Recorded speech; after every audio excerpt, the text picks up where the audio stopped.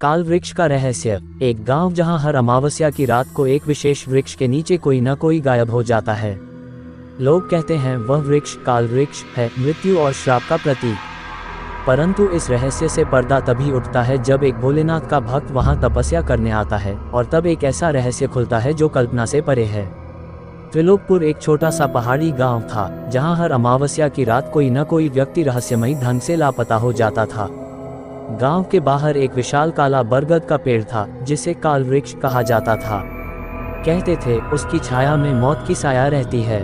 गांव वालों में डर था, पर किसी में इतना साहस नहीं था कि उस पेड़ के पास रात में जाए। उसी दौरान गांव में एक युवा साधु आया, नाम था विराज। उसकी आंखों में तेज था, पीठ पर त्रिशूल और गले में रुद्राक्ष। वह भोलेनाथ का घनघोर भक्त था।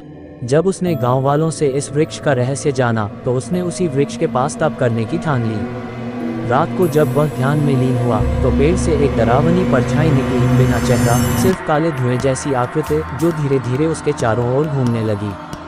पर जैसे ही विराज ने ओम नमः शिवाय का जाप शुरू किया, परछाई एक तीखी चीख के साथ पीछे हट गई। उसी रात विराज को एक सपना आया। 100 साल पुराना गांव, जहां एक पंडित ने भोलेनाथ की मूर्ति को अपवित्र किया था और उसे श्राप मिला था कि उसकी आत्मा 108 जन्मों तक उसी पेड़ में बंद रहेगी। वही पंडित अब काल वृक्ष बन चुका था। अगले दिन गांव में अजीब घटनाएं होने लगी। बच्चे गायब हो रहे थे, पशु मृत मिल रहे थे, और गांव वालों का विश्वास भी विराज पर डगमगाने लगा था। तब एक रात उस वृक्ष से आवाज आई, अगर तू शिव का भक्त है तो मुझे मुक्त कर, वरना सब समाप्त हो जाएगा। विराज ने मंदिर में जाकर शिव से प्रार्थना की, और तब शिव स्वयं प्रकट हुए।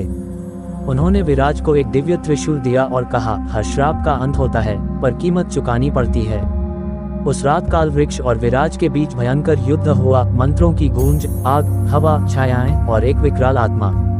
अंत में विराज ने उसे शिव के नाम से मुक्त कर दिया। वृक्ष जल गया और वहां से एक सूखी हड्डी निकली। शिव की आकाशवाणी हुई, जहां अंधकार सबसे गहरा हो, वहीं मेरी रोशनी सबसे प्रबल होती है। अगले दिन उस जगह पर एक शिवलिंग प्रकट हुआ। गांव फिर से शांत हो गया। सालों बाद वहीं एक मंदिर बना और विराज समाधि में लीन हो गया। अब वह सिर्फ एक शिव भक्त नहीं था, बल्कि शिव की ही लीला का हिस्सा बन गया था।